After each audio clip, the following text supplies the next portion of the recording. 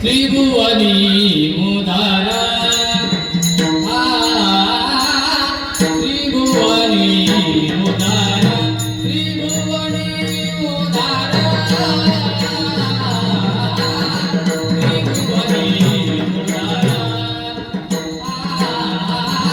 त्रिभुवनी मुदारा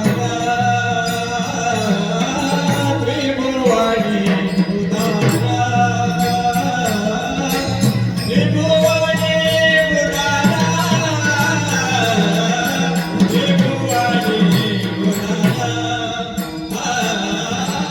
त्रिभुवनी मुदारा त्रिभुवनी मुदारा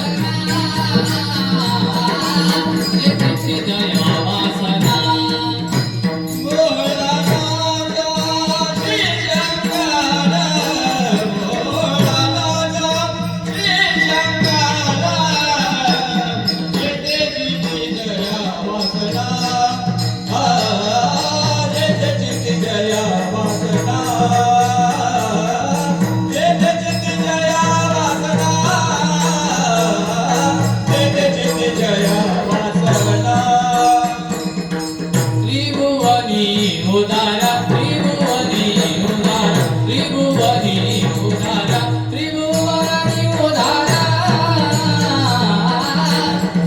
त्रिभुवनी मुदारा त्रिभुवनी मुदारा त्रिभुवनी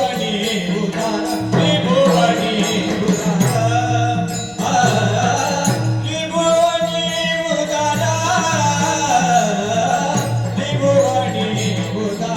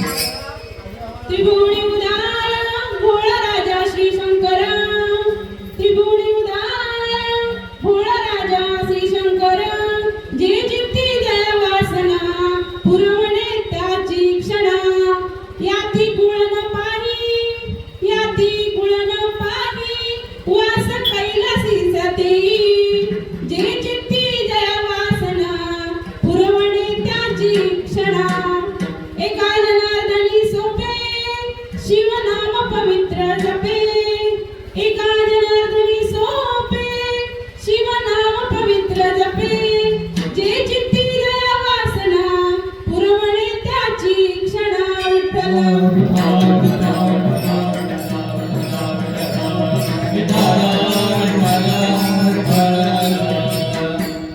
महायोग पीठे तटे भीमरथं वरं पुण्डरीकाय दातु मुनीन्द्रे समागत तिष्ठन्तमानन्दकन्दं परब्रह्मलिङ्गं भजे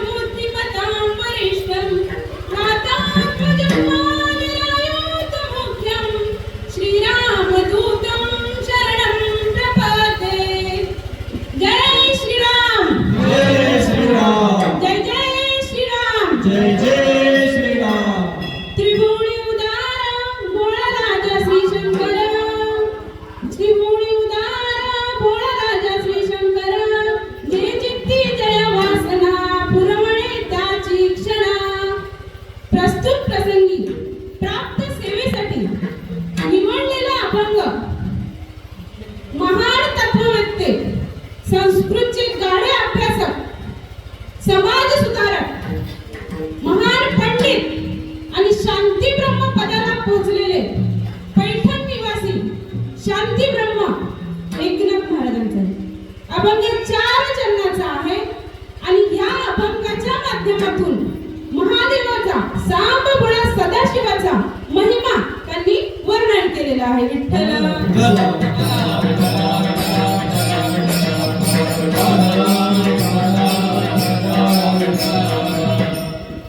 आजच्या कीर्तनाचे औचित्य आजचा दिवस म्हणजे आजचा दिवस हा एक पर्व आहे. महाशिवरात्रीचं महान असं हे पर्व आहे. संपूर्ण वर्षात 5 पर्व येतात. त्या 5तलं एक पर्व म्हणजे महाशिवरात्रीचं पर्व. आणि आज या महाशिवरात्रीच्या पर्वामध्ये आज आपण या वडपोलेश्वराच्या दरबारात जमलेलो आहोत. आज वडपोलेश्वराचा उत्सव मोठ्या थाटात कालपासून सुरू आहे आणि आपण सर्व भक्तगण मोठ्या आनंदाने उत्साहाने या ठिकाणी उपस्थित आहात. प्रत्येकाला माहिती आहे अगदी छोट्याशा स्वरूपात सुरुवात झालेला हा उत्सव आज कोणत्या परिणितीला पोहोचला. अगदी छोटंसं मंदिर होतं आणि आज या मंदिराची भव्यता आणि दिव्यता आपण सगळे ह्याची डोळा बघतोय. असं हे वडपोलेश्वराचं मंदिर हे स्वयंभू साक्षात मंदिर आहे. हे आपल्या सर्वांना माहिती आहे. आणि आज या वडपोलेश्वराच्या या मंदिरासाठी जी ही भूमी ज्या भूमीमध्ये हे मंदिर झालेलं आहे ते भूमी देण्याचं काम याच वडपोलीमधील सदाशिव नाना गवळी, सीताराम नाना गवळी आणि यशवंत नाना गवळी या कुटुंबाने ह्यांनी ही जमीन देण्याचं काम केलेलं आहे. आणि आज याच ठिकाणी त्यांची मुलं नितीन गवळी आणि त्यांची पत्नी भारती गवळी हे हबब आहेत आणि आज या ठिकाणची पूजा अर्चा करण्याचे ते काम करतायत. असं महान दान त्यांच्या कुटुंबियांनी दिलेलं आहे. हे दान आयुष्यभरासाठी पुढे इथे नाव राहणार आहे. आज या उत्सवाला 25 वर्ष झालेले आहेत. 25 वर्ष. आणि ह्या 25 वर्षात काय होतं आणि काय झालं प्रत्येक जणाने समोर पाहिलेलं आहे. आणि या मंदिराचं सुरुवातीपासूनचं आयोजन नियोजन जे काही आहे ते आज तागायत बघण्याचं काम करतायत. या वडपोलेश्वराला या ग्रामस्थांना सोबत घेऊन या मसरोलीच्या ग्रामस्थांना सोबत घेऊन या ठिकाणी आयोजन नियोजन करण्याचं काम करतायत. मला खरंच अभिमान वाटतो की माझे वडील विजय वेखंडे सर या ठिकाणी ते काम करतायत सतत सगळ्या मंडळीला घेऊन सोबत पुढे जातात. आणि त्यांच्या ह्या सोबत ही तरुण मंडळी आणि ह्या गावातील ग्रामस्थ त्यांना साथ देतात. आज हे मंदिर उभं आहे ते मंदिर वडपोली, मसरोली, पुरंजे, कडिपाडा, केव आणि या पंचक्रोशीतल्या दात्यांनी जे दान दिलेलं आहे त्यावर हे मंदिर उभं आहे. आणि आज या मंदिराची शोभा पण सगळं असलं आणि मायबाप जर नसले तर त्याला शोभा नाही. आज या कार्यक्रमाची शोभा आहे तुम्ही आहेत. आज या मंदिराचं मांगल्य आहे, पवित्रता आहे, वैभव आहे, हे सगळं आहेच पण त्याला साथ तुमची आहे. आणि आज हे माळरान वडपोलेश्वराचं ठिकाण म्हणजे हे माळरान आहे. संत तुकाराम महाराजांनी भंडाऱ्याच्या माळरानावर भक्तीचा सागर उचलवला. त्या भंडाऱ्याच्या माळरानावर त्यांनी त्या भक्तीच्या जोरावर जिवंत केलं त्या माळरानाला. आज पण त्या ठिकाणी लोक त्या भक्तीचा प्रसाद घेण्यासाठी भंडाऱ्याच्या डोंगरावर जातात. आणि तसंच आपलं हे वडपोलेश्वराचं ठिकाण आहे. आज या वडपोलेश्वराच्या स्वयंभू असल्यामुळं या ठिकाणचा हा परिसर भक्तांनी फुलून गेलेला आहे. आणि ह्या माळरानाचं आज भक्तीच्या रूपांतर झालेलं आहे. आणि प्रसाद चाखण्यासाठी आपण सर्व मंडळी या ठिकाणी येतो. आजची ही महाशिवरात्रीच्या दिवसाची कीर्तन सेवा माझ्यासारख्या पामराच्या वाट्याला आली. मी खरंच या ठिकाणचे आयोजक मंडळी आहेत त्यांचे मनापासून आभार मानते. आज माझ्या कीर्तनाला साथ देण्यासाठी जे साथकरी आहेत ते साथकरी माझे गुरुवर्य अशोक महाराज, विणेकरी माझ्याच मामी पुष्पा मामी, प्रथमेश दादा आहे, विष्णू काका आहेत, विराज दादा आहेत, त्याची मोनिका ताई, आपले कृष्णा महाराज नेहमीप्रमाणे सोबत असतात, दया काका, तशाच माझ्या आत्या सासूबाई अलका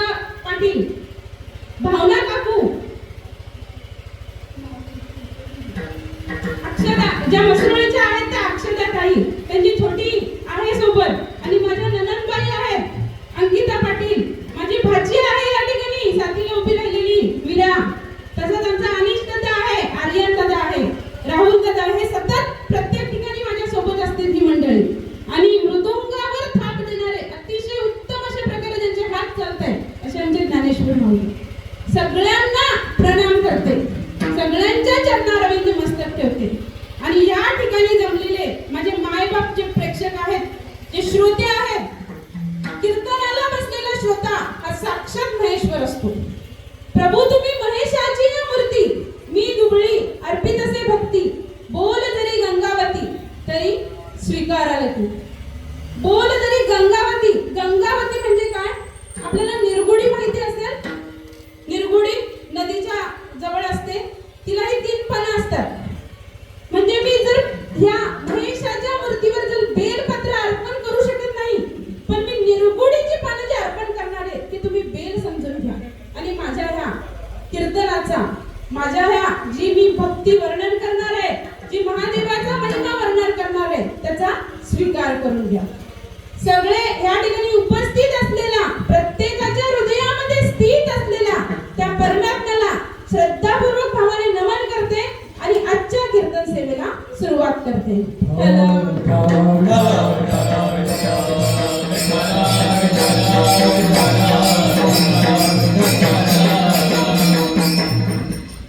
त्रिभुवनी उदार भोळा राजा श्री शंकर, जे चित्ती जया वासना पुरवणे त्याची क्षण.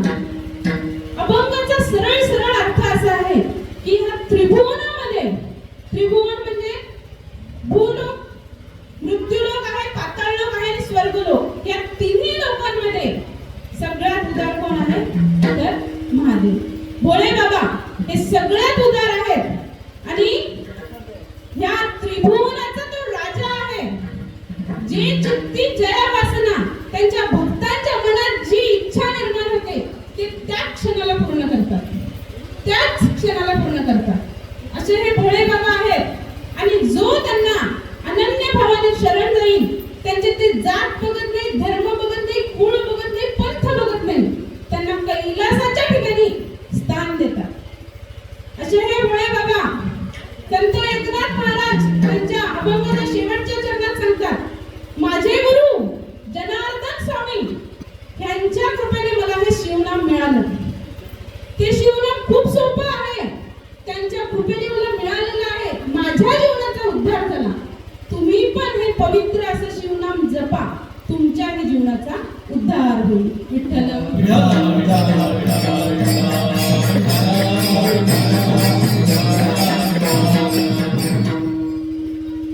आज आपण या स्वराज्यामध्ये अभिमानाने आणि स्वाभिमानाने जगतोय, मान उंच करून फिरतोय. या स्वराज्यामध्ये जगत असताना आपण प्रत्येकाला ही गोष्ट माहितीये, पण आठवण करून देते. या स्वराज्यामध्ये जगत असताना या स्वराज्याची सुरुवात ज्याच्यापासून झाली तो महादेव, तो भोळा शंकर आहे. छत्रपती शिवाजी महाराजांनी वयाच्या 16व्या वर्षी त्या रायरेश्वराच्या, साताऱ्यामध्ये जे रायरेश्वराचं मंदिर आहे, त्या रायरेश्वराच्या मंदिरात जाऊन आपली करंगळी कापली आणि तिथे स्वराज्याची शपथ घेतली. मूठभर मावळे घेऊन गेले आणि स्वराज्याची शपथ घेतली. आणि त्या शपथ घेताना साक्ष कोण होतं? तर रायरेश्वर महादेव. आणि त्या महादेवाने साथ दिली म्हणून आपलं हे आज आपण स्वराज्यात जगतोय. म्हणजे स्वराज्याची सुरुवात ही कुठून झालेली आहे? त्या महादेवापासून झालेली आहे. या महाराष्ट्रावर अनेक यवनांची आक्रमण आली, अनेक गरिबांची आक्रमण आली, अनेक परकीयांची आक्रमण आली. अहो त्यांच्याकडे आधुनिक प्रकारचा शस्त्र साठा होता. कोणाकडे तोफा होत्या, कोणाकडे बंदुका होत्या, कोणाकडे तलवार होती. आणि आपल्या मराठ्यांकडे काय होतं? माळ रानावरचे दगड घ्यावे आणि आर्त साथ द्यावी त्या महादेवाला, हर हर महादेव, आणि हर हर महादेवाच्या जय घोषात आक्रमण करावं. एक एक मावळा 10 लोकांना भारी पडत होता. ही ताकद कोणाच्याने आली? त्या महादेवाने आली. अहो हर हर महादेवचा जय घोष केल्याच्या नंतर त्या मावळ्यांच्या अंगात रक्त संचारत होतं. ते मावळे न राहता ते महादेव होत होते. नमो पार्वतीपते हर हर, आवाज येऊ दे, आवाज. नमो पार्वतीपते हर हर. हा हर हर महादेवाचा जयघोष झाल्याच्या नंतर त्या मावळ्यांच्या अंगात संचार येत होता आणि एक एक मावळा 10 जणांना भारी पडत होता. म्हणजे हा आशीर्वाद कोणाचा आहे तर त्या सांब बळा सदाशिवाचा आहे. विठाला विठाला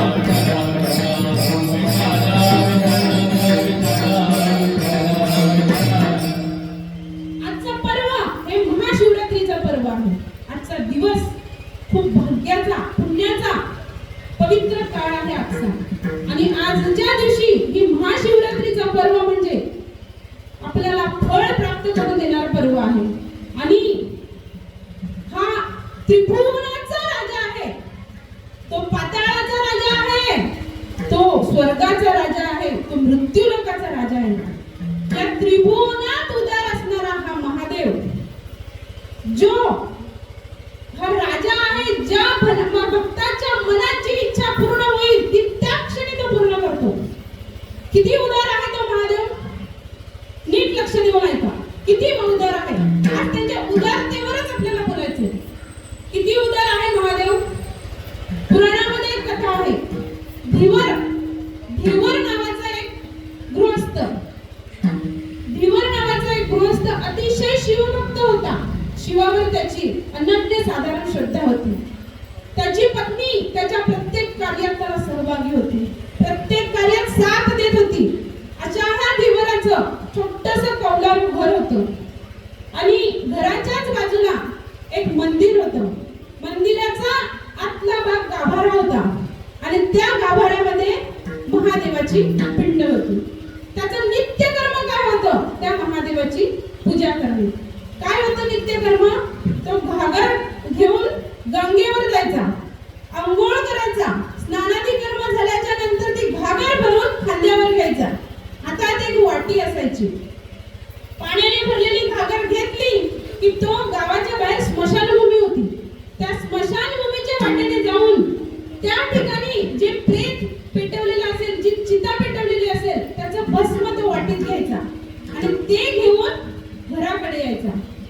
त्या पाण्याने त्या पिंडीला अभिषेक करायचा आणि आणलेले जे चिताभस्म आहे त्या पिंडीला तो लावायचा आणि रोजची त्याची फुलांची जी आरास असेल, जी पूजा अर्चा असेल ती पूर्ण करायचा. हा त्याचा नित्यक्रम होता. एक दिवशी काय झालं, तो गंगेवरून स्नान करून निघालाय, खांद्यावर घागर घेतलंय आणि स्मशानाकडे गेला. पण आदल्या दिवशी एकही माणसाचा मृत्यू झालेला होता. तिथे प्रेतच जाळलं नव्हतं. त्यामुळे त्या तिथे चितेची राखच नव्हती. आणि वाटी तर गंगेतून धुवून आणलेली, ती कोरी करकरीत वाटी होती. ते घेऊन घरी आला आणि त्या धीवराने काय केलं, अंगणामध्ये तुळस होती. तुळशीला असा कप्पा असतो खोल छोटासा, त्या कप्प्यामध्ये ती वाटी ठेवली आणि तो भगवंताच्या महादेवाच्या पूजेसाठी गाभाऱ्यात गेला. महादेवाला अभिषेक घातला.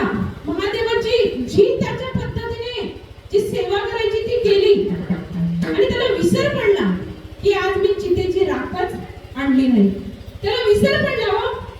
आणि त्यावेळेस त्या पूजेमध्ये तो एवढा मग्न झाला आणि आपल्या पत्नीला आवाज दिला, अगं लक्ष्मी वाटी आण. लक्ष्मीला माहित असायचं वाटी कुठे. लक्ष्मीने हातातलं काम टाकलंय आणि वाटी आणायला गेली. लक्ष्मी वाटी आणायला गेली पण त्या वाटीमध्ये भस्मच नाही. लक्ष्मी विचार करते, आज माझे पती भस्म आणायला विसरले कसे. तिने खूप विचार केला, कधीच न विसरणारे आज का विसरले. ती विचार करू लागली आणि पतीने पुन्हा आवाज दिलाय, अगं लक्ष्मी वाटी आण. आता त्या माऊलीला प्रश्न पडलाय, माझ्या पतीने 2 आवाज दिलेत. एक सांगू माता माऊलींनो, ज्या पतीचे 2 आवाज जर एखाद्या स्त्रीला येत असतील तर त्या क्षणी तिने ते काम करावं. तिने 3रा आवाज द्यायची वेळ लावू नये.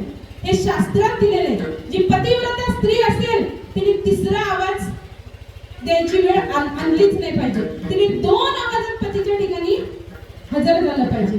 आता त्या माऊलीला प्रश्न पडलाय, माझ्या पतीने 2 आवाज दिले आणि 3रा आवाज दिला तर माझ्या पतीची आज्ञाभंग होईल, माझ्या पतीचा आज्ञाभंग होईल. आणि त्यावेळेस त्या माऊलीने विचार केलाय, आता काय करू. त्यावेळेस त्या माऊलीच्या लक्षात आलं माझे पती विसरणार नाही. नक्की काल कोणीच वारलं नसेल, नक्की तिथे राखच नसेल, म्हणून आज राख आणली. आणि त्या माऊलीने काय करावं, काय करावं त्या माऊलीने, घरातून लाकडं आणली, त्या लाकडांवर कापुरांचा ढीग ठेवला आणि त्यावेळेस जे साधन असेल जाळण्याचं ते साधन आणलंय. ती लाकडं तिने पेटवलीत आणि ती माऊली त्याच्यावर बसली. त्या माऊलीने अर्पण केले त्या अग्नीला आणि त्या माऊलीने स्वतःला जोहार करून घेतलं, स्वतःला जाळून घेतलं. का? माझ्या पतीचं नित्यकर्म आहे की तो चितेचं भस्म लावतो आणि ते नित्यकर्म आज चुकलंच नाही पाहिजे. विठ्ठल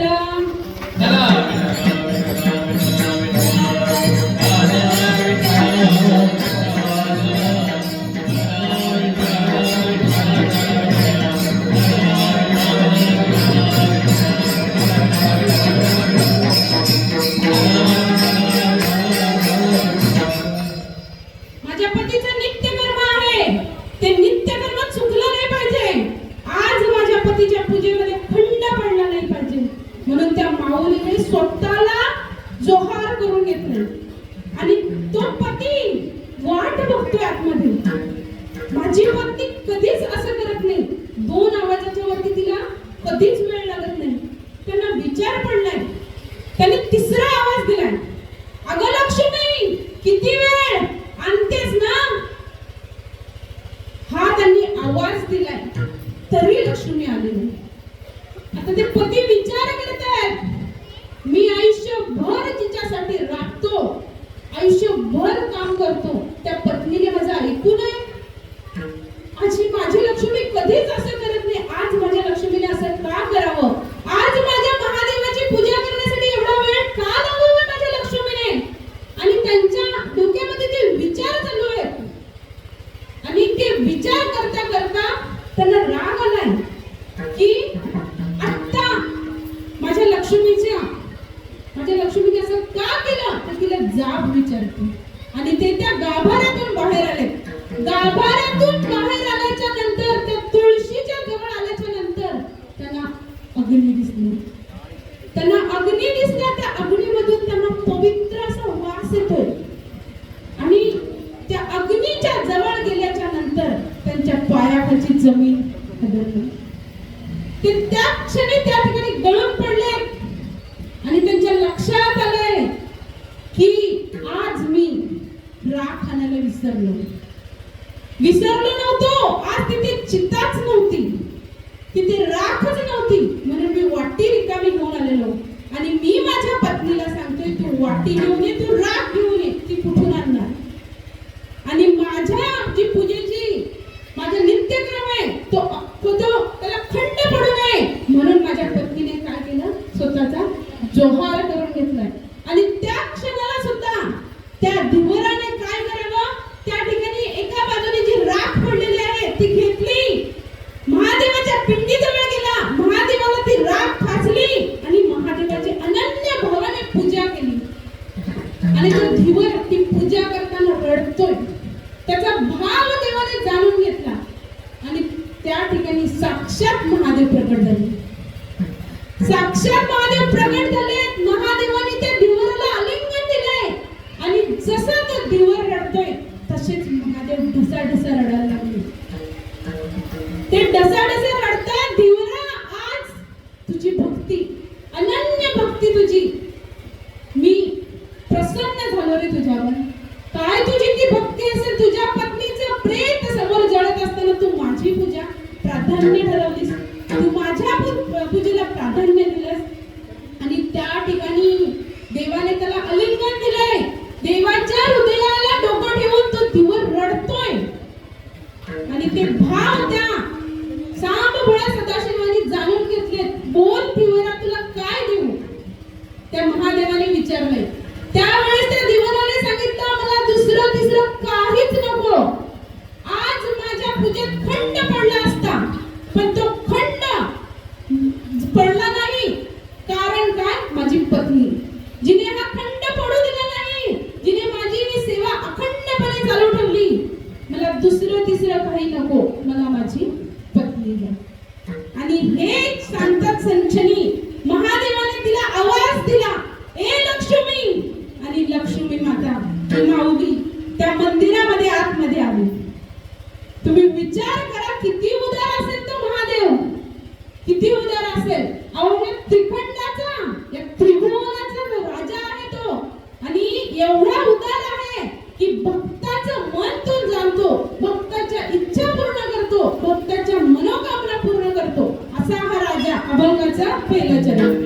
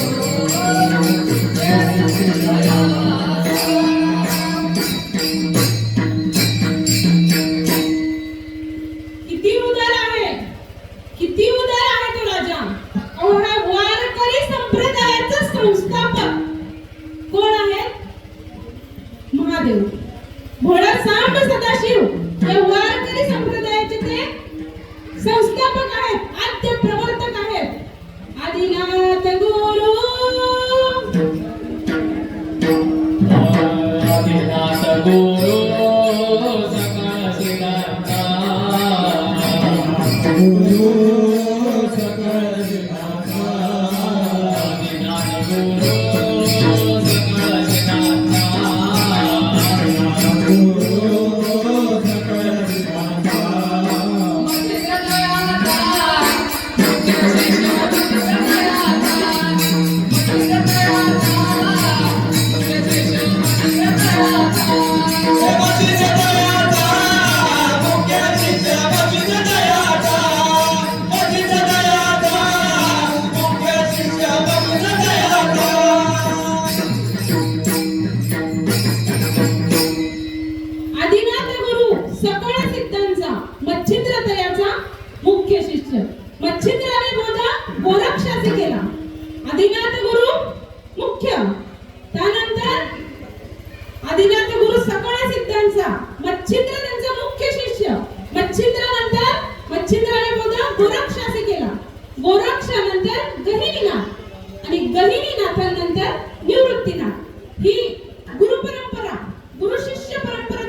नाहीये.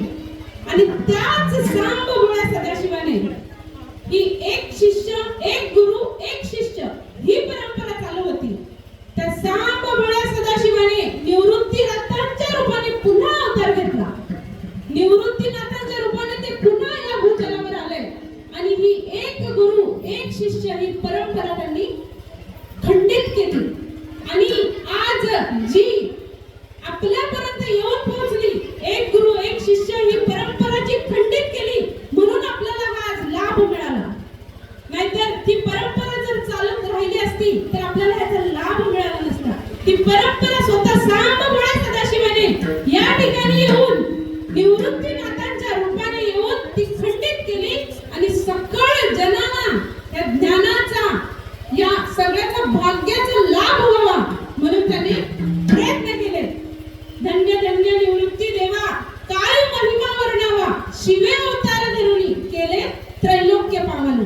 शिवाचा शिवाचा अवतार स्वामी निवृत्तीनाथ स्वामी निवृत्तीनाथ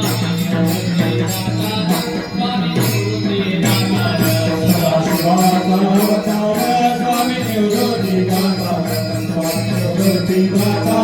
स्वामी निवृत्तीनाथ.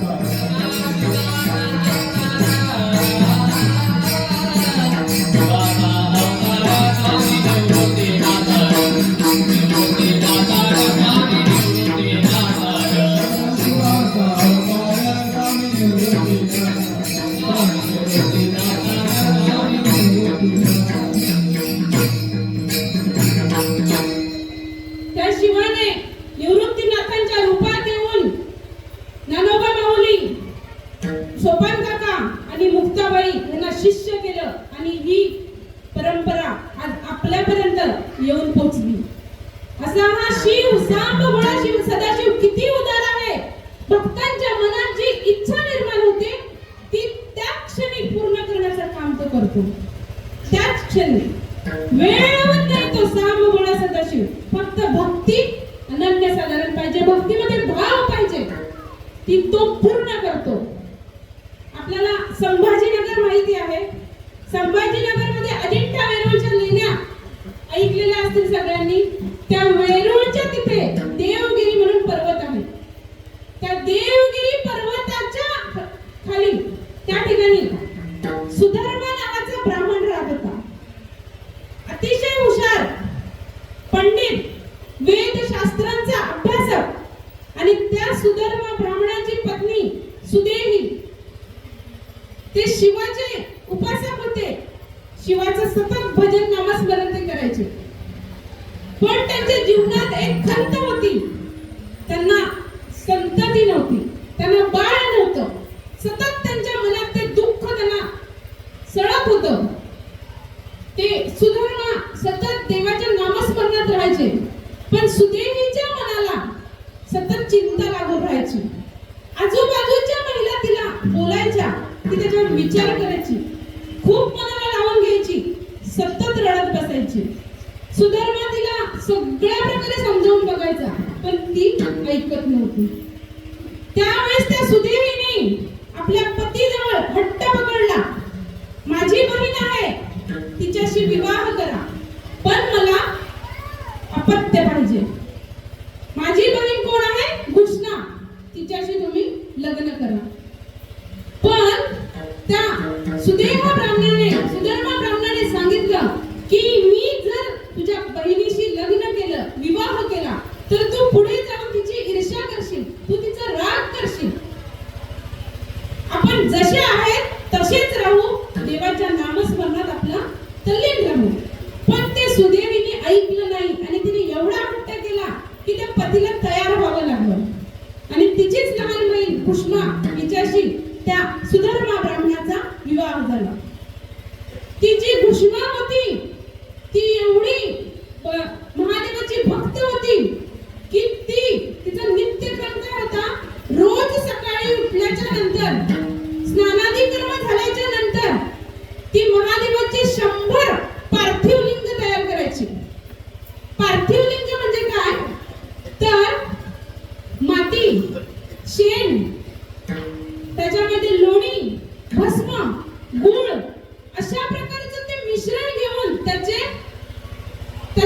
पिंडी केल्या जायच्या आणि ते पार्थिव लिंग ती 100 तयार करायची रोजच्या रोज आणि त्या 100 पार्थिव लिंगाची ती पूजा करून जवळच एक जलाशय होता त्यामध्ये विसर्जित करायची.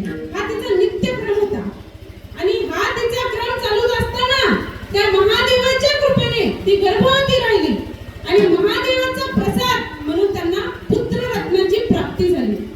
त्याचं नाव त्यांनी सुकर्मा ठेवलं. सुकर्मा वडिलांप्रमाणेच हुशार होता. वडिलांकडेच तो वेदविद्येचा शिक्षण घेऊ लागला. हळूहळू तो मोठा होऊ लागला. पण झालं काय, त्या घुष्मेला मुलगा झाल्यामुळे त्या घुष्मेचा मान वाढला आणि सुदेवीचा मान कमी झाला. तिच्या मनात हळूहळू राग निर्माण व्हायला लागला, ईर्ष्या निर्माण व्हायला लागली आणि तो सुकर्मा लग्नाला आला. त्यांचा मुलगा, त्याचं लग्न केलं. पुत्रवधू त्यांच्या घरात आलेली आहे, सगळं व्यवस्थित चाललंय.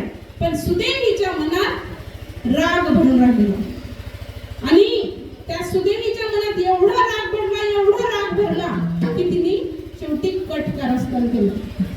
एक दिवशी रात्री सगळे गाढ झोपेत असताना ती सुदेवी उठली. तिने विचार केला, आज माझ्या बहिणीचा मान कशामुळे वाढलाय, तर तिला पुत्र आहे म्हणून. मग त्या सुदेवीने काय केलं, त्या मुलाचीच हत्या केली. त्या मुलाची हत्या केली. स्वतःच्या बहिणी, ज्या मुलासाठी तिने लग्न करायला लावलेलं त्याच मुलाची तिने हत्या केली. त्या मुलाला मारलं, तिला जमेल तसे खेचत तिने बाहेर नेलं. त्या मुलाच्या शरीराचे तुकडे केले आणि ते तुकडे करून जवळच असलेले जलाशयात नेऊन टाकले. कोणता जलाशय, ज्या ठिकाणी घुष्मा रोजच्या रोज शिवाची जी पार्थिव शिवलिंग तयार करायची ते विसर्जित करत होते. आणि ते त्या ठिकाणी नेऊन टाकून काही झालंच नाही. ह्या ह्याच्याने ती सुदेवी पुन्हा येऊन झोपली. सकाळी घुष्मा उठले, तिचं नित्यकर्म चालू आहे. तिने पार्थिव लिंगाची स्थापना केली आणि ती पूजेला बसले. त्यांचे पुत्रवधू उठले. पुत्रवधूंनी उठल्या क्षणी आपल्या पतीच्या बिछाण्यावर रक्ताचा सडा पाहिला. आपला पती नाहीये आणि तिने आक्रोश करायला सुरुवात केली. तिने आक्रोश केल्यामुळे ही सुदेवी तिथे आले. काही झालंच नाही या हेतूने ती सुद्धा तिच्यासोबत आक्रोश करायला लागली आणि हा आक्रोश त्या घुष्माच्या कानावर आला. पण तिने तिचा जो नित्यक्रम होता तो बंद केला नाही. तिने तिची पूजा अर्चा चालू ठेवली. तिने देवाचं नामस्मरण चालू ठेवलं आणि तिची पूजा झाल्याच्या नंतर तिने तिथून उठली. सुदेवी आणि त्यांची पुत्रवधू तिकडे आक्रोश करते त्या ठिकाणी गेली आणि आपल्या मुलाचा जो सडा रक्ताचा पडलेला होता तो तिने पाहिला. शांत राहिली ती. एकच विचार तिच्या मनात आला, महादेवा तूच मला दिलेस, तूच नेलस, तू तुझ्याच कृपेने हा मला मिळालेला, त्याचं रक्षण करण्याचं काम फक्त तुझं आहे. तू दिलेस ना माझ्या पत्रात, त्याला जसा होता तसा माझ्या जवळ आणून ठेव. हे त्या सुदेवीने, त्या घुष्मेनी मनात महादेवाला सांगायला सुरुवात केली आणि त्या घुष्मेनी एकही शब्द न बोलता आपला नित्यक्रम ते पार्थिव उचलले आणि ती त्या जलाशयावर गेले. त्या जलाशयावर गेल्याच्या नंतर तिथे विसर्जित करण्यासाठी ती गेलेली आहे. तिने ते पाण्यामध्ये विसर्जित केले आणि त्या ठिकाणी हात जोडून ती उभी राहिली आणि त्या महादेवाला आर्तपणे साथ घातले. जर तू माझ्या पदरात त्याला दिलेलास, तू मला आई म्हणून जर या जगामध्ये आई म्हणून आवाज देणारा जर दिलेलास तर त्याचं रक्षण तू कर. माझा पुत्र तू मला आणून दे. आणि त्या सुदेवीने डोळे खोलावे आणि समोर तिचा सुकर्मा नावाचा मुलगा उभा होता. समोर त्या मुलाला बघून तिला काय आनंद झाला. तिने त्या महादेवाचे आभार मानले, महादेवाच्या चरणावर तिथे नतमस्तक झाली ती त्या जलाशयाच्या काठावर आणि त्या मुलाला बघून त्याला आलिंगन दिले. तिने त्या मुलाला जवळ घेतले आणि त्या महादेवाला एकच सांगितलं, जे माझ्या मनात होतं ते तू पूर्ण केलंस. फक्त एकच इच्छा आहे, तुझं दर्शन घ्यावं. आणि भक्ताच्या मनातली इच्छा तो त्या क्षणी पूर्ण करतो. त्या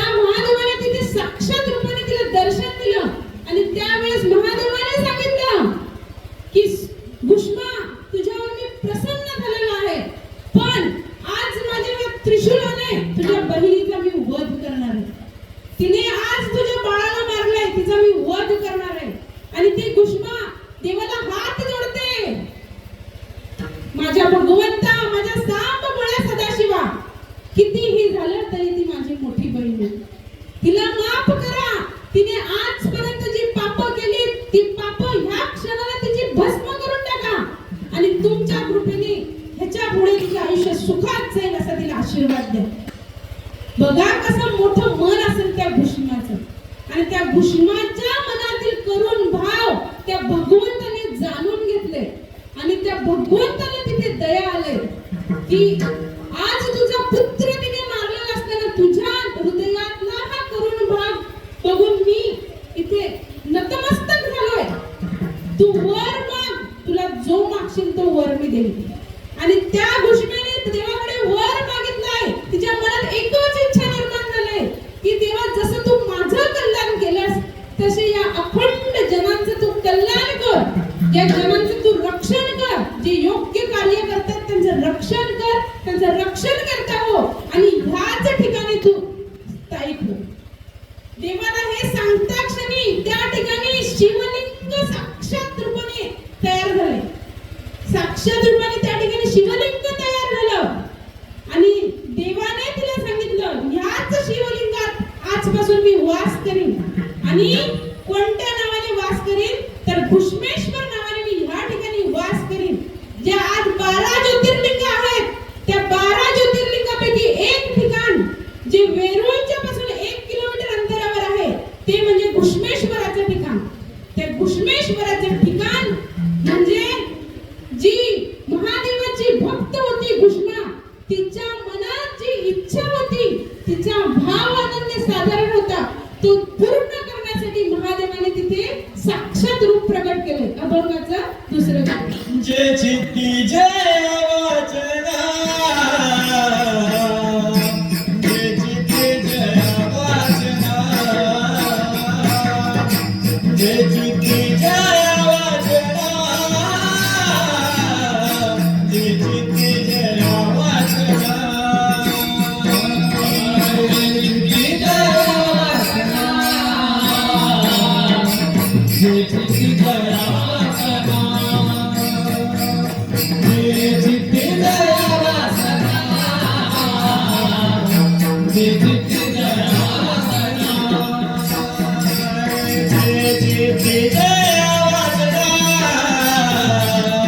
जे चित्ती जय वाचना,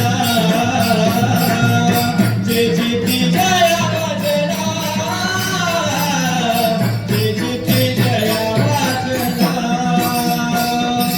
जे चित्ती जय वाचना, जे चित्ती जय वाचना, जे चित्ती जय वाचना, जे चित्ती जय वाचना.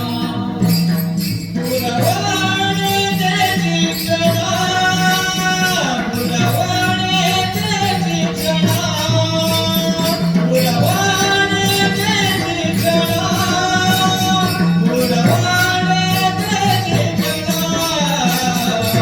जे चित्ती जय वाचना, जे चित्ती जय वाचना, जे चित्ती जय वाचना, जे चित्ती जय वाचना,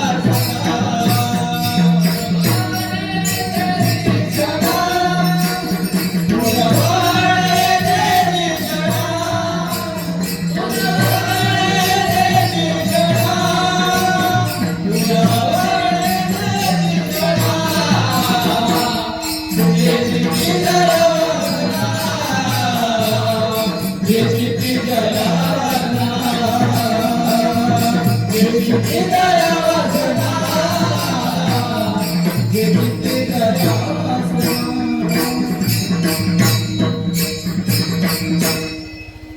भक्ताच्या मनामध्ये जी वासना, जी इच्छा तयार होते ती त्या क्षणाला पूर्ण करण्याचं काम हा सांब भोळा सदाशिव करतो. भोळा आहे तो एवढा भोळा आहे की तो भक्ताची इच्छा पूर्ण करत असताना तो भक्ताची जात बघत नाही, तो भक्ताचा कुळ बघत नाही, तो भक्ताचा धर्म बघत नाही, तो भक्ताचा पंथ बघत नाही. तो फक्त भक्ताच्या इच्छा पूर्ण करतो. आज भक्ताच्या इच्छा पूर्ण करून तो काय करतो? त्याला कैलासाचं धाम प्राप्त करून देतो. कैलासाचं धाम म्हणजे मोक्ष. मोक्ष प्राप्त करून देतो. आपण एखादा व्यक्ती ज्याला देवाज्ञा झाल्याच्या नंतर आपण त्याच्या समोर शब्द लावतो कैलासवासी. कैलासवासी म्हणजे त्या कैलासाच्या ठिकाणावर तो गेला असा त्याचा अर्थ असतो. पण कैलासाच्या ठिकाणी गेला म्हणजे त्याला मोक्ष देण्याचं काम कोण करतो? महादेव करतो. मग कोणाकोणाला मोक्ष दिले? ऐका, आज हा मानव देह आपल्याला मिळालेला आहे. या मानव देहाचा मुख्य उद्देश आहे मोक्षाची प्राप्ती करणे, भगवंताची प्राप्ती करणे. 84 लाख योनी फिरून आल्याच्या नंतर हा मानव देह मिळालेला आहे. कारण या 84 लाख योनीमध्ये कोणताच असा जन्म नाही की त्याच्यात मोक्ष मिळेल. हा एकमेव मानवी जन्म आहे. हे मोक्षाचं दार आहे. इथूनच मोक्ष मिळू शकतो. मग हा मोक्ष मिळवण्याचं साधन काय आहे? देवाचं भजन करणे, देवाचं नामस्मरण करणे हे मोक्ष मिळवण्याचं साधन आहे. कोणाकोणाला मोक्ष दिला? या महादेवाने. तो खूप सांबभोळा सदाशिव आहे. तो भोळा आहे. तो जात बघत नाही, तो पात बघत नाही, तो धर्म बघत नाही, तो कुळ बघत नाही. कोणाकोणाला दिला मोक्ष त्याने? जेवढं सांगता येईल तेवढं, शक्य आहे तेवढं सांगते. कारण की खूप मोठा पसारा आहे. जेवढं शक्य आहे आजच्या कीर्तनात तेवढं सांगते. इंद्र दरबारामध्ये संपूर्ण देव बसलेले आहेत. त्या ठिकाणी रंभादिक अप्सरांचं नृत्य चालू आहे. त्या ठिकाणी माझा सांब भोळा सदाशिव पण बसलेला आहे. आणि त्या नृत्य चालू असलेल्या अप्सरांमध्ये एक सुवर्चना नावाची अप्सरा आहे. ती अप्सरा नाचत असताना तिच्याकडून अपराध घडला. त्या अप्सरेकडून अपराध घडला. त्या अप्सरेला बाजूला काढले आणि त्या ठिकाणी तिला श्राप देण्यात आला. काय श्राप देण्यात आला? तू घार होशील, अखंडपणे त्या आकाशात उडत राहशील, तू घार होशील. आणि त्या सुवर्चनाने त्या सांब भोळा सदाशिवाची जाऊन विनवणी केले. त्या सांब भोळा सदाशिवाला ती आर्तपणे विनवणी करते, मला वाचवा, मला उशाप द्या. त्यावेळेस महादेवाने तिला उशाप दिलाय. अखंडपणे या आकाशात तू उडत राहशील, पण एक कर्तव्य तुला पार पडायचंय, तुझा उद्धार होईल. कोणतं कर्तव्य? त्रेतायुगामध्ये दशरथ राजाच्या तिथे पुत्र कामिष्ठी यज्ञ करण्यात आला. पुत्र कामिष्ठी यज्ञ करताना तो पूर्ण झाल्याच्या नंतर दशरथ राजाच्या ज्या पत्नी आहेत तिघींच्या हातावर प्रसाद देण्यात आला पुत्र कामिष्ठी यज्ञाचा. आणि त्या प्रसादातला प्रसाद अंजना माता ज्या ठिकाणी पूजेला बसलेली आहे, अंजना माता तपाला बसलेली आहे, तिला नेऊन पोचवायचा. हे काम कोणावर होतं? त्या घारीवर. घार म्हणजे कोणती? अप्सरा. आणि त्या घारीने त्या पुत्र कामिष्ठी यज्ञ झाल्याच्या नंतर कैकेयी मातेच्या हातातला प्रसाद घेतलाय. आणि ती घार अयोध्येमधून तिने जी उडान भरले, अयोध्येमधून ती आले कुठे? अंजनेरी पर्वतावर, जिथे अंजनी माता तपाला बसले. त्या अंजनी मातेच्या हातामध्ये तो तिने प्रसाद टाकलाय. आणि त्या अंजनी मातेने तो सेवन केला. आणि अंजनी मातेने सेवन केल्याच्या नंतर अंजनीच्या तपासाठी, अंजनीच्या तपासाठी, अंजनीच्या तपासाठी, अंजनीच्या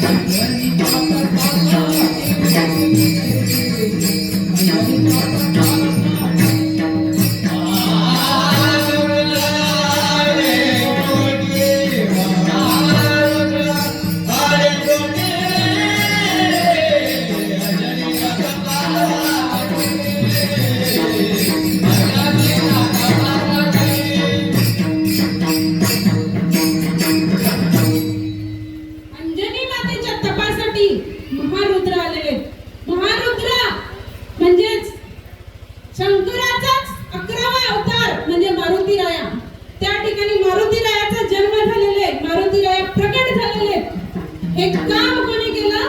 त्या घारीने केलेले आहे. तिने घारीने तिचा तो दिलेला तिला उत्साह तो तिने पूर्ण केला आणि त्या घारीचा उद्धार केला. कोणी उद्धार केला? महादेवाने. तिने कुळ पाहिलं नाही, त्याने धर्म पाहिला नाही, त्याने जात पाहिली नाही. पुढचा ऐका. कांचीपुरम राजाचा राजा, कांचीपुरम नगरीचा राजा, राजा सोमवती. त्या सोमवती राजाकडून महापातक घडलं. त्याला श्राप देण्यात आला, हरणाच्या जन्माला जाशील. आणि तो राजा, त्याच्या 2 पत्नी पतिव्रता होत्या. त्यावेळेस तो राजा हरणाच्या जन्माला आला आणि त्याच्या त्या 2 पत्नी हरणी झाल्या. आणि तो राजा जो सोमवती हरणाच्या जन्माला आलेला आहे, बरोबर, त्याच वेळेस इंद्र सभेमध्ये एक भूतसेन नावाचा नोकर होता. त्या भूतसेनाला त्याचा अपराध घडल्यामुळे त्याला श्राप दिलाय, जा बिल्लाच्या जन्माला जाशील. आणि त्यावेळेस त्यांनी महादेवाची आराधना केली आणि महादेवाला सांगितले मला उत्शाप द्या. त्यावेळेस महादेवाने सांगितले बिल्लाच्या जन्माला जाशील, तुझा उद्धार होईल. आणि तो बिल्ल रानावनात फिरतोय, रानावनात दगडधुंडात फिरतोय आपली शिकार शोधण्यासाठी. आणि तो बिल्ल एका नदीच्या किनारी येऊन बसला. नदीवर कोणता तरी प्राणी पाणी पिण्यासाठी येईल, तिथे त्याने आपलं वाघूर लावलंय आणि ते वाघूर लावून तो एका झाडावर बसलाय नदीच्या काठी. नदीच्या काठी त्या झाडावर बसलेला असताना झाड गच्च पाण्याने भरलेलं होतं. त्या झाडाच्या पायथ्याशी पुराणातलं म्हणजे पुराण असं एक शिवलिंग होतं. ते त्या बिल्लाला काही माहिती नव्हतं. तो त्या झाडावर बसलाय. झाड एवढं पाण्याने गच्च होतं की त्या बिल्लाला समोर आलेला जो व्याध आहे किंवा शिकार आहे ती दिसण्यासाठी त्या बिल्लाने काय केलंय? पानं तोडली. त्या झाडाची पानं तोडतोय, खाली टाकतोय, पानं तोडतोय, खाली टाकतोय. त्यांनी लाखो पानं तोडले आणि संपूर्ण दिवसभर तो फिरलाय. दिवसभरात त्याला एकही शिकार मिळाली नाही, म्हणून तो इथे येऊन बसला. तो त्या झाडावर बसून फक्त काय करतोय? काहीतरी येईल, ते व्याध मला मिळेल आणि ती शिकार होईल आणि माझा मी पोट भरेल, त्या आशेने तो झाडावर बसलाय. आणि कर्म धर्म संयोगाने काय झालं? त्या झाडाखाली शिवलिंग होताच, ते झाड होतं ते बेलाचं होतं. तो पानं तोडून टाकतोय. तो दिवस होता, तो महाशिवरात्रीचा दिवस होता आणि संपूर्णपणे पूर्ण दिवस शिकार न मिळाल्यामुळे तो उपवासी होता. त्याच्याकडून महाशिवरात्रीचा उपवास घडलाय.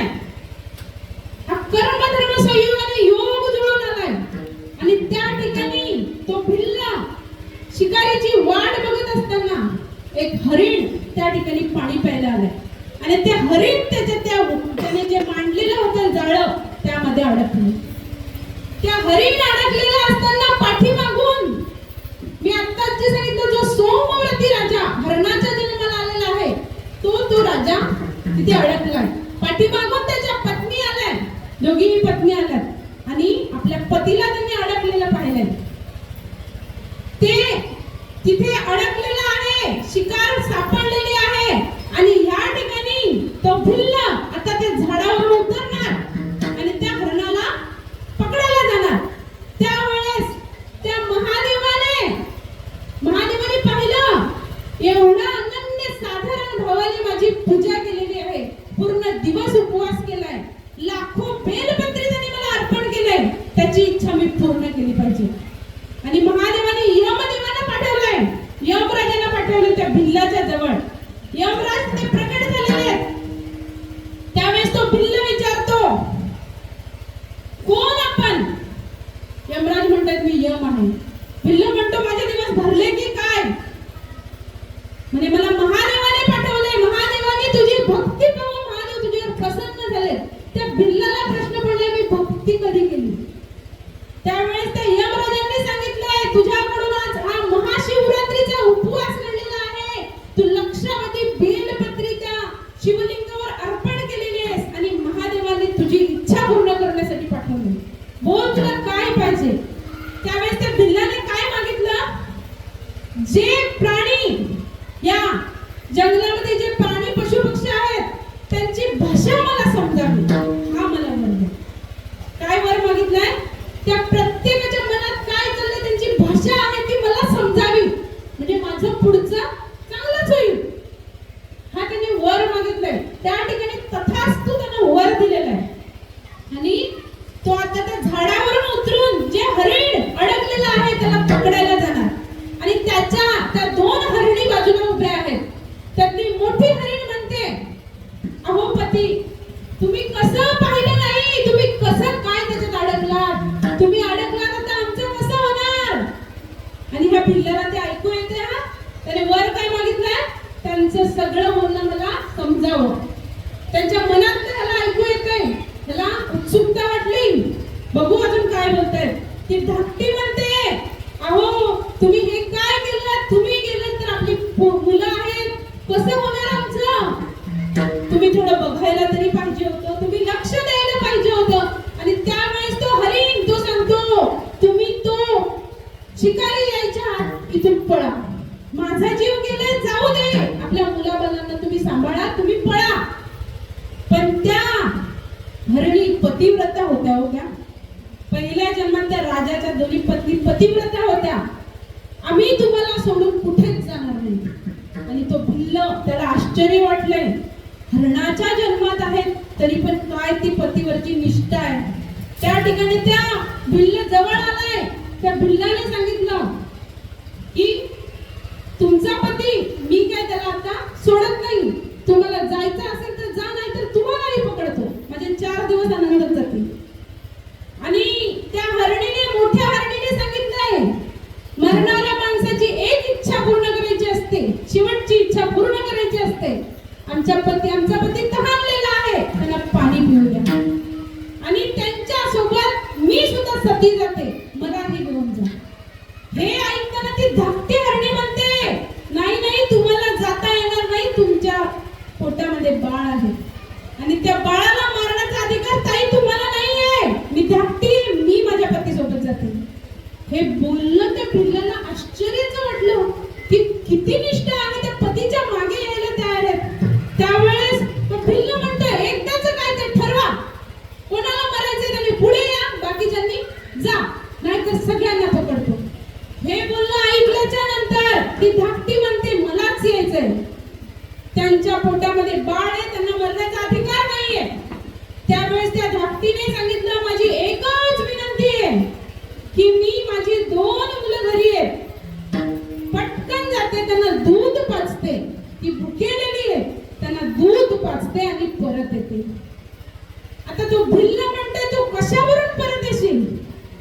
ती हरणी म्हणते, महादेवाची शपथ मी परत येईल. आणि ती धाकटी हरणी तिची जिथे पिल्ल होती त्या ठिकाणी गेले. आणि त्या पिल्लांनी पाहता क्षणी त्या आईला येऊन पिलावले, गटागटा दूध पितात. आणि ती मुलं दूध पित असताना त्या हरणीच्या डोळ्यातून अश्रू वाहतात. आई रडत असताना कोणत्या बाळाला दूध पिऊ वाटेल. त्या हरणाच्या पिल्लाने विचारले, आई तू का रडतेस. ती आई म्हणते, पिल्लांनो, आजचं शेवटचं दूध पिऊन घ्या रे, मी आजपासून तुम्हाला भेटणार नाही, तुमचे वडील तुम्हाला भेटणार नाही, तुमची मोठी आई तुमचा सांभाळ करील, आजचं शेवटचं दूध पिऊन घ्या. ती मुलं म्हणतात, आम्हाला काही नको, आम्ही पण तुझ्या सोबत येतो. आणि त्या मुलांना घेऊन ते हरिण कुठे गेले, त्या भिल्लाच्या जवळ. त्या भिल्लाला आश्चर्य वाटले, जात हरणीचे पण किती प्रामाणिक आहे, स्वतः आले, मुलांना घेऊन आले. ती मुलं त्या ठिकाणी सांगतात, जर तुम्हाला मारायचंच असेल तर माझ्या आई वडिलांना न मारता आम्हाला मारा, आम्हाला मारा. त्याचे आई वडील म्हणतात, आम्हाला मारा, आम्ही आमच्या मुलाला मरताना बघू शकत नाही. ती छोटी छोटी हरणं म्हणतात, आम्हाला मारा. पुराणात वर्णन लिहून दिलंय, चिलया बाळाला त्याच्या आईच्या समोर मारलं गेलंय. चिलया बाळ आपल्याला माहिती असेल, त्या चिलया बाळाला 5 वर्षाचे असताना त्याला आईच्या समोर मारलं गेलंय. आईचा पण पूर्ण करण्यासाठी त्याला मारलं गेले, तुम्ही आम्हाला मारा. आणि हे सगळं त्यांचं चालू असताना तो भिल्ल आहे, अहो तो पाषाणाच्या हृदयाचा भिल्ल तो ढसाळाचा रडायला लागला की काय काय प्रेम असेल एकमेकांचं. तो म्हणतो शांत बसा. मी त्या महादेवाच्या कृपेने मला आज ते ज्ञान त्याच्यामुळे मिळालं. मी तुम्हाला कोणालाच मारणार नाही. माझ्या हातातून आजपर्यंत जे पातक घडत आलं, मी आजपर्यंत जे पातक करत आलो, मी आजपासून कोणालाच मारणार नाही. आणि त्याने त्या पाचीच्या हरणांना अभय दिले. त्या पाची हरणांना अभय दिले, पण ती हरणं एवढी प्रामाणिक होती. ते म्हणतात नाही, तुला आम्हाला मारावंच लागेल, तुला आम्हाला मारावंच लागेल. हा पिल्ल पुढे त्याच्या घराकडे चाललाय, ही हरणं त्यांच्या मागे. तो पिल्ल म्हणतो आम्ही तुला मारणार नाही, पण ही हरणं म्हणते तू आम्हाला मार. आणि त्यावेळेस त्या पिल्लाच्या घरासमोर गेल्याच्या नंतर ही 5 हरणं आहेत, त्यांचं दिव्य देहात रूपांतर झालं. आणि त्या महादेवाने त्यांच्यासाठी विमान पाठवलं. आणि ही 5 जी हरणं होती त्या विमानात बसले. त्यांना महादेवाने मोक्ष दिला, त्यांना कैलासाला नेले महादेवाने. आणि त्यावेळेस तो भिल्ल रडतोय, 5 जणांना नेलंस, मला नाही नेलंस तू भगवंता. त्यावेळेस त्या महादेवाने साक्षात तिथे अवतार, तिथे त्यांना दर्शन दिलं आणि एकच गोष्ट सांगितली, ती हरणं मुक्त झाले त्यांच्या श्रापातून. तुझं आजपर्यंतचं पाप भस्म झालंय, पण तुझी एवढी पात्रता नाही की तुला विमान घेऊन जाऊ शकेल. जर तुला ती पात्रता मिळवायची असेल तर आजचा महाशिवरात्रीचा दिवस आहे, पुढच्या वर्षी ह्याच दिवशी तुला मी घ्यायला येईल. कोणी शब्द दिलाय? महादेवाने. आणि त्या दिवसापासून त्या भिल्लाने आपलं सर्वस्व अर्पण दिले. आणि त्या दिवसापासून तो भिल्ल ओम नमः शिवायच्या जपामध्ये स्वतःला तल्लीन करून दिले. आणि पुढचं वर्ष म्हणजे महाशिवरात्रीचा दिवस आल्याच्या नंतर साक्षात भगवंताने येऊन त्याला मोक्ष प्राप्त करून दिले. भरपूर गोष्टी आहेत सांगण्यासारख्या. कोणाचा त्याने उद्धार केलाय. अहो, त्याने घरीचा उद्धार केला, त्यांनी चोराचा उद्धार केला, त्यांनी हरणाचा उद्धार केलाय, त्याने भिल्लाचा उद्धार केलाय. त्याने कुळ पाहिला नाही, त्याने धर्म पाहिला नाही, त्याने जात पाहिला नाही. त्याने त्यांचा धर्म जात कुळ न पाहता त्यांना स्थान कुठे दिले? कैलासाला स्थान दिलेले. अभंगाचं 3रं चरण.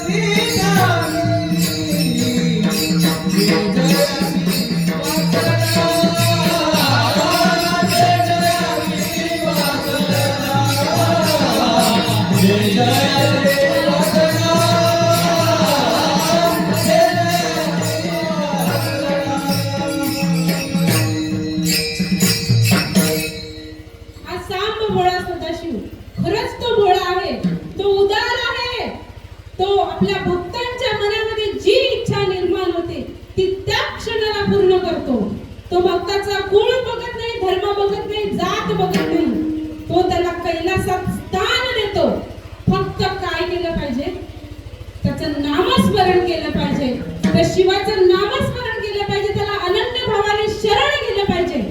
सगळ्यांनी आपल्याला 2 मिनिटं देवाचा गजर करायचा आहे. प्रत्येकाने टाळी वाजवून देवाचं नाव घ्यायचंय.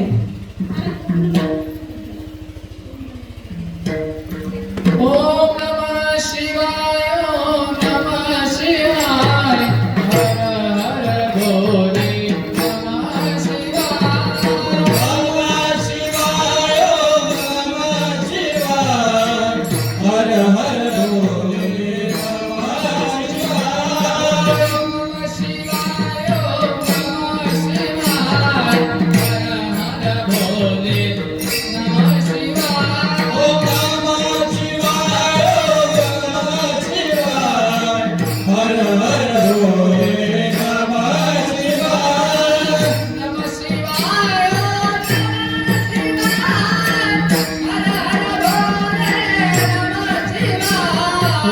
नमः शिवाय नमः शिवाय हर हर भोले नमः शिवाय नमः शिवाय नमः शिवाय हर हर भोले नमः शिवाय नमः शिवाय नमः शिवाय हर हर भोले नमः शिवाय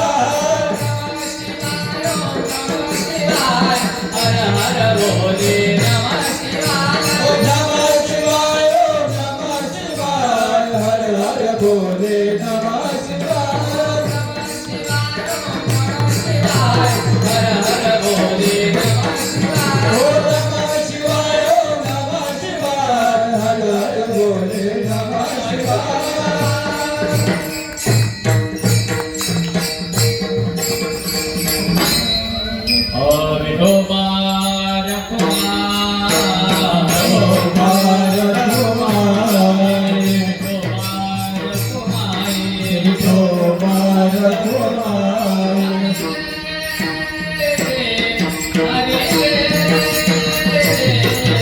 नमः शिवाय हर हर भोले नमः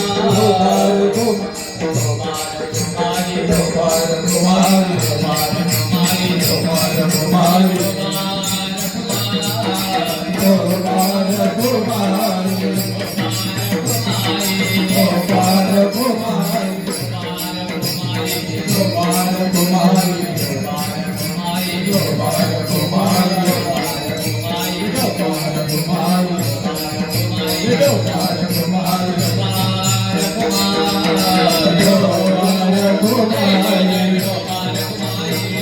शिवाय नमः शिवाय हर हर भोले नमः शिवाय हरि कुमार कुमार कुमार कुमार कुमार कुमार हरि जय कुमार कुमारी कुमार कुमारी कुमार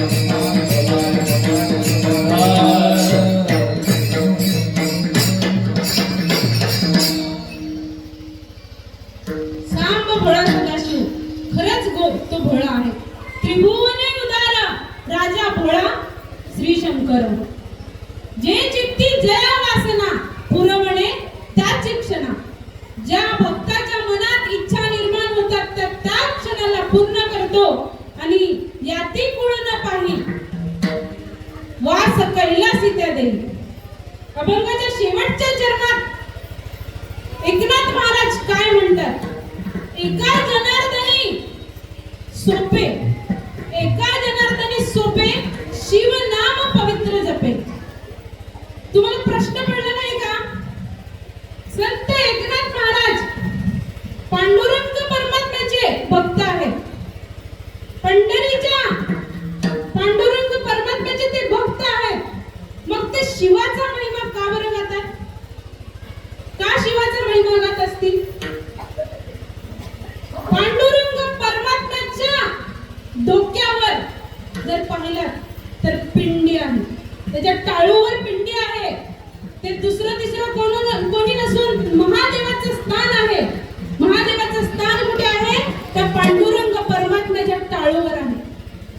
आणि मंदिरामध्ये आपण जी पिंडी बघतोय त्या पिंडीवर आडव्या 3 रेषा दिसतायत आपल्याला. दिसतायत? त्या आडव्या 3 रेषामध्ये काय आहे बरं? तो विष्णूचा डोळा आहे. त्या पिंडीला नजर नाहीये. महादेव कोणाच्या नजरेतून बघतोय? तर त्या पांडुरंग परमात्म्याच्या नजरेने तो आपल्याला बघतोय. काल जे कीर्तनाला असतील, कालच्या महाराजांनी फोड करून सांगितली की शिवाने काय धारण केलेलं आहे. शिवाने राम नाम धारण केलेलं आहे आणि त्याला आपल्या हृदयात ठेवलेलं आहे. पण आजची परिस्थिती बघायला गेलं तर अशी आहे की लोकांना वाटते शिव वेगळा आणि राम वेगळा, शिव वेगळा आणि पंढरीचा परमात्मा वेगळा. अहो ते एकमेकांच्या हृदयात राहतात. एकमेकांच्या हृदयात त्यांना स्थान आहे. शिव कोणाच्या हृदयात राहतो? पांडुरंग परमात्म्याच्या. आणि पांडुरंग परमात्मा कोणाच्या हृदयात राहतो? शिवाच्या हृदयात राहतो. आपण आज भेद करतोय. हा देव वेगळा, तो देव वेगळा. हरिहर नाही भेद, नका करू वाद. संतांना सांगावं लागलं हरी आणि हर एका वेलांटीचा फरक आहे. हरी आणि हर एकच आहे. तुम्ही भेदभाव करू नका हो. एकच आहे. कोणत्याही देवाची पूजा करा, ती परमात्म्यालाच जाऊन पोचते. आपल्याला नरहरी सोनार माहिती असतील. नरहरी सोनार हे महादेवाचे भक्त. ते स्वतःला शैवपंथी म्हणायचे. शैवपंथी म्हणजे शिवाची पूजा करणारा आणि पांडुरंग परमात्म्याची पूजा करणारा तो वैष्णव. म्हणजे तो वैष्णव आणि ते स्वतःला शैवपंथी समजायचे. पंढरपुरातच राहायचे. आपला सोनाराचा त्याचा व्यवसाय होता. आणि काय झालं, एका गावच्या सावकाराने देवाला नवस घेतलेला, मला जर पुत्र झाला तर मी तुला कमरेचा करगोटा, चांदीचा करगोटा अर्पण करेन. कोणाला? पांडुरंग परमात्म्याला नवस घेतलेला. आणि त्या सावकाराला त्या पांडुरंग परमात्म्याच्या आशीर्वादाने पुत्र रत्न झाला. आणि तो सावकार पंढरपुरात गेला. पंढरपुरात गेला. नरहरी सोनाराचं दुकान आहे त्यांचं. त्या सोनाराकडे ते गेले. त्यांनी सांगितलं मला त्या विठू माऊलीसाठी चांदीचा करगोटा बनवायचा. तर त्यावेळेस त्या नरहरी सोनारांनी सांगितलं किती मापाचा बनवायचा आहे तो मला सांगा, मी बनवतो. आणि त्याने सांगितलं, अंदाजाने माप सांगितलं त्या सावकाराने. त्याने तो मापाने बनवला. जे सावकार आहेत ते पांडुरंग परमात्म्याच्या मंदिरात गेले. त्याने पांडुरंग परमात्म्याला तो करगोटा घातला. तो एवढा मोठा झाला की तो खाली गळू लागला. तो सोनार पुन्हा तो सावकार नरहरी सोनारांकडे आला. अहो तुम्ही खूपच मोठा बनवला, जरा लहान बनवून द्या. आता त्या नरहरी सोनाराने तो लहान केला. ते सावकार घेऊन गेले आणि तो करगोटा आहे तो आता देवाच्या कमरेला बसतच नाही. पुन्हा तो सावकार नरहरी सोनारांकडे आलाय. एक काम करा, तुम्हीच चला, देवाचं माप घ्या आणि मला हा करगोटा बनवून द्या. त्यावेळेस तर नरहरी सोनार म्हणजे फक्त शिवाची पूजा करणार. पांडुरंग परमात्म्याचं त्याने रूपही पाहिलं नव्हतं. पंढरपुरात राहत असून त्याने रूपही पाहिलं नव्हतं. तो एवढा शिवाचा समर्थक होता. तो स्वतःला शैवपंथी समजत त्या सावकाराने पाहिजे तेवढे पैसे द्यायला तयार झाला आणि त्याला सांगितलं मंदिरात चला आणि देवाचं माप घ्या. त्यावेळेस त्या नरहरी सोनाराने सांगितलं तू सगळी संपत्ती दिलीस तरी त्या विठूच्या मंदिरात मी येणार नाही, त्याचं रूप मी बघणार नाही, कारण माझा देव एकच, तो म्हणजे महादेव. त्यावेळेस त्या सावकाराने खूप विनवणी केली, माझ्या मुलासाठी मी घेतलेला मी देवाला वचन दिलंय की मी तुला करगोटा देईन, माझ्या मुलासाठी मी आशीर्वाद मागितलाय, तो आशीर्वाद मला पूर्ण देवाने दिलाय, मला माझं वचन पूर्ण करायचंय. एक काम करा, तुम्ही मंदिरात या, डोळे बंद करून या, फक्त त्या देवाचं माप घ्या आणि मला करगोटा बनवून द्या. आणि एवढं सांगितल्यावर ते नरहरी सोनार तयार झाले. मंदिराच्या जवळ आल्याच्या नंतर डोळ्याला पट्टी बांधली, त्यांना हाताला पकडून मंदिरात नेलं. विठुरायाच्या तिथे गेले. विठुरायाच्या तिथे गेल्यानंतर त्यांनी कमरेला हात लावलाय, त्या पुजाऱ्यांनी कमरेपर्यंत हात पोहोचवले. कमरेला हात लावल्याच्या नंतर कंबर पूर्णपणे त्यांना मऊ लागते हाताला. आता दगडाचा देव तो मऊ कसा लागेल सांगा, त्याला हाताला पूर्णपणे मऊ लागते. त्यांनी हात बाजूला केले, पुन्हा हात लावून बघतोय आणि डोळे बंदच होते. आणि त्यांच्या नजरेच्या समोर म्हणजे बंद डोळ्याच्या समोर त्यांच्या अंतरात्म्यात एक मूर्ती प्रकट झाली. ती मूर्ती म्हणजे गळ्यामध्ये वासुकी हार आहे आणि त्या भगवान शंकराने त्यांच्या डोळ्यासमोर तिथे रूप त्यांचं धारण केलंय. आणि त्या भगवान शंकराने रूप धारण केलेलं असताना त्या नरहरी सोनाराला मोह आवरला नाही, त्यांना ते रूप बघू वाटलं आणि त्यांनी डोळ्यावरची पट्टी काढली. डोळ्यावरची पट्टी काढलेला असताना जो कमरेवर हात देऊन विठुराया उभा आहे तो साक्षात महादेवाच्या रूपात होता. आणि महादेवाच्या रूपात त्या भगवान परमात्म्याने त्या नरहरी सोनाराला दर्शन दिलं आणि त्यावेळेस त्या नरहरी सोनाराने कमरेचं माप घेतलं. आणि त्यावेळेस त्यांनी हेच जाणून घेतलं की माझा महादेव वेगळा नसून माझा भगवान परमात्मा वेगळा नसून हे एकच आहे. त्यांना खूप वाईट वाटलं, आजपर्यंत आयुष्य घालवलं पंढरीमध्ये पण त्या देवाचं मी रूप पाहिलं नाही, का तर तो देव वेगळा आहे. पण त्या देवाने तिथे दाखवून दिलं की शिव आणि भगवान परमात्मा म्हणजे पांडुरंग परमात्मा हे वेगळे नसून ते एकच आहेत, ते एकमेकांच्या हृदयात राहतात. पांडुरंग परमात्मा सतत भजन करतो. कोणाचं भजन करतो? महादेवाचं. आणि महादेव सतत भजन करतो. कोणाचं भजन करतो? शिवाचं. भजन करी भजन करी महादेव श्रीराम जय राम. भजन करी महादेव श्रीराम जय राम. भजन करी महादेव श्रीराम जय राम. भजन करी महादेव. राम पूजी सदाशिव. राम पूजी सदाशिव. श्रीराम जय राम. भजन करी महादेव श्रीराम जय राम. भजन करी महादेव.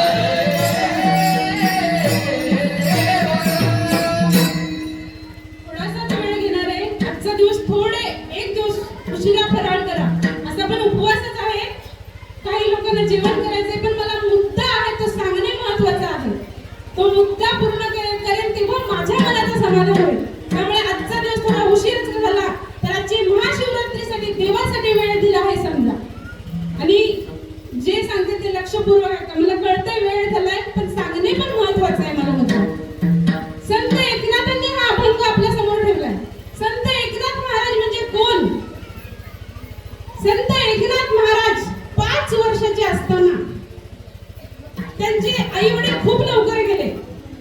त्यांच्या आजी आजोबांनी त्यांचा सांभाळ केला आणि ते 5 वर्षाचे असताना त्यांना भगवंताच्या भक्तीची एवढा वेळ लागलेला की लहान मुलांचं जे खेळणे काय काय खेळतात ह्याचे खेळ काय होते, ते दगड मातीचे देव बनवायचे, त्यांना फुलं अर्पण करायचे आणि भजन करत बसायचे. एवढा त्यांना वेळ होते देवाचं. आणि त्या पैठणमध्ये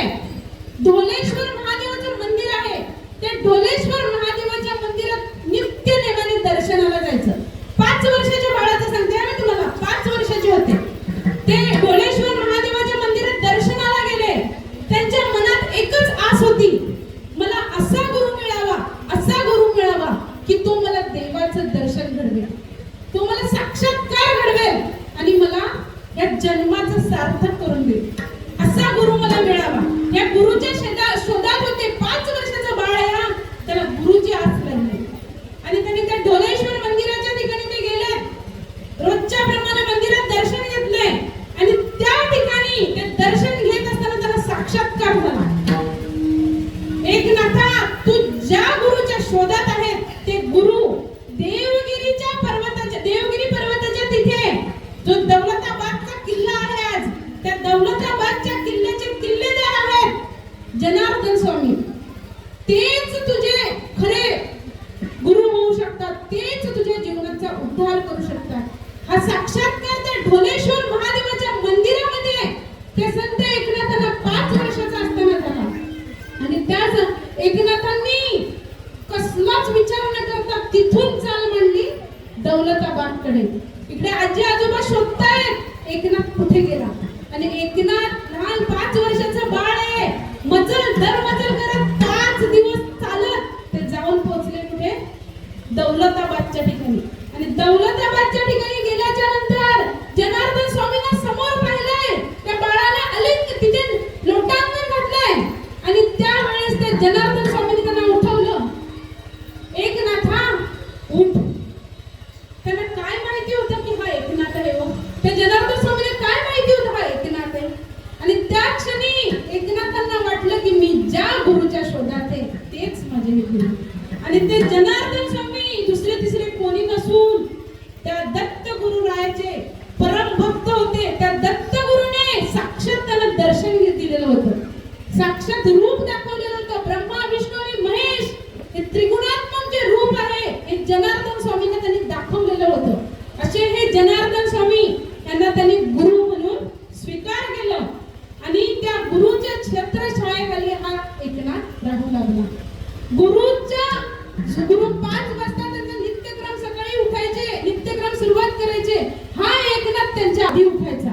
गुरुसाठी अंघोळीचं पाणी, गुरुसाठी लागणारे फुलं, गुरुसाठी लागणारे गंध उगाळून ठेवायचा. हा एकनाथ गुरुची सेवा अनन्य भावाने करायचा. आणि त्या गुरुने या एकनाथांना त्या दत्त गुरुरायाला विनवणी केली आणि त्या दत्त गुरुरायाने त्या एकनाथांना दर्शन दिलं. जी आज दत्त गुरूंची आरती आहे, दत्त गुरूंची जी आरती आहे ती एकनाथ महाराजांनी लिहिलेली आहे. ते एकनाथ महाराजांनी जे दत्ताचं जे रूप पाहिलं ना, त्रिगुणात्मक त्रैमूर्ती दत्त हा जाना, जे त्रिगुणात्मक त्रिमूर्ती जे दत्ताचं दर्शन घेतलं त्या एकनाथांनी, ती आज आपण आरती म्हणून बोलतो. ते रूप त्यांनी डोळ्यात पाहिलेलं त्या आरतीमध्ये उतरवलं. असे हे एकनाथ महाराज. आणि ते एकनाथ महाराज काय म्हणतायत, मी शिवाचं नामस्मरण कोणामुळे घेऊ लागलो, माझ्या गुरूंमुळे.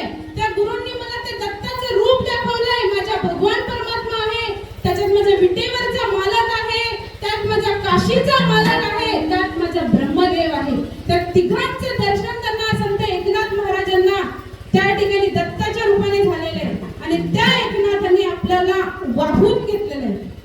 असे हे एकनाथ महाराज ज्यांनी आपल्याला सांगितलेलं आहे खूप सोपं आहे. काय सोपं आहे, शिवाचं नाम सोपं आहे. या शिवाचं नाम मी घेतलं आणि मी माझ्या जीवनाचा उद्धार केला. तुम्ही सुद्धा या शिवाचं नाम घ्या. ते नाम खूप पवित्र आहे. ते अनन्य भावाने घ्या, त्याला जपा, त्याला हृदयात ठेवा आणि त्याचं नामस्मरण करा. जसं माझ्या जीवनाचा उद्धार झाला तसं तुमच्या जीवनाचा उद्धार होईल. अभंगाचं शेवटचं चरण.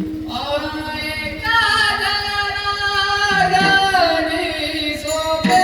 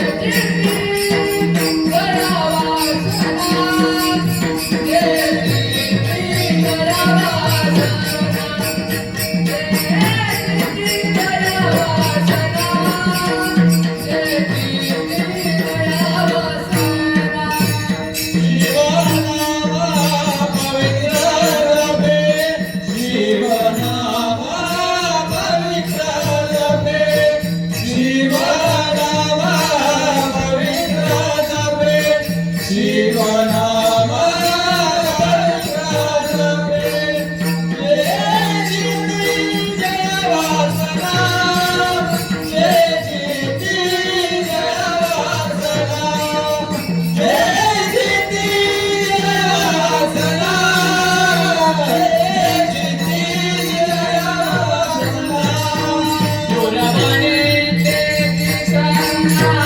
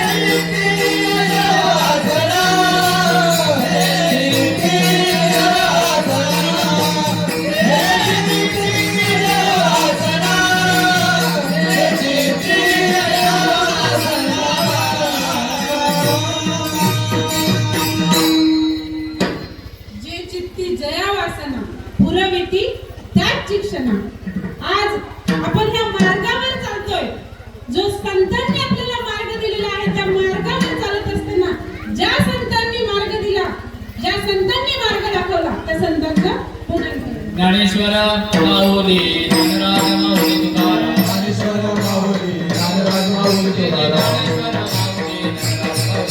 ज्ञानेश्वर माऊली ज्ञानराज माऊली तुकाराम ज्ञानेश्वर माऊली ज्ञानराज माऊली.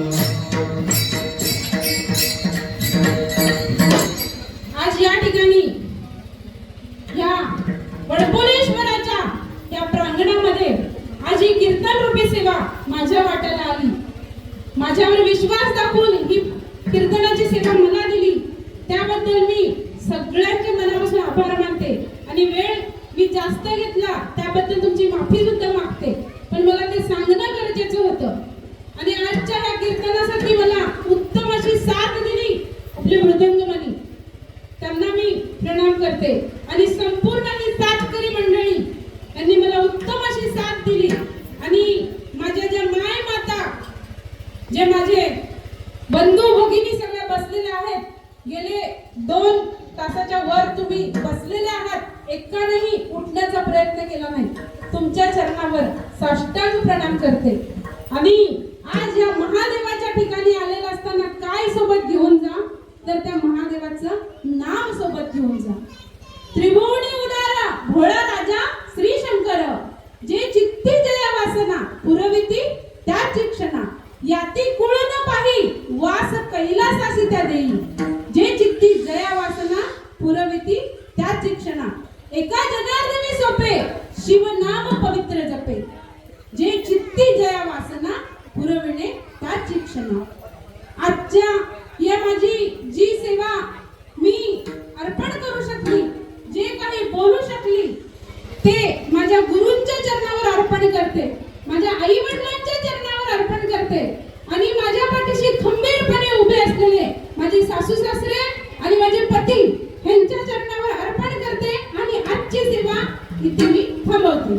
जय विठ्ठल जय विठ्ठल जय विठ्ठल जय विठ्ठल जय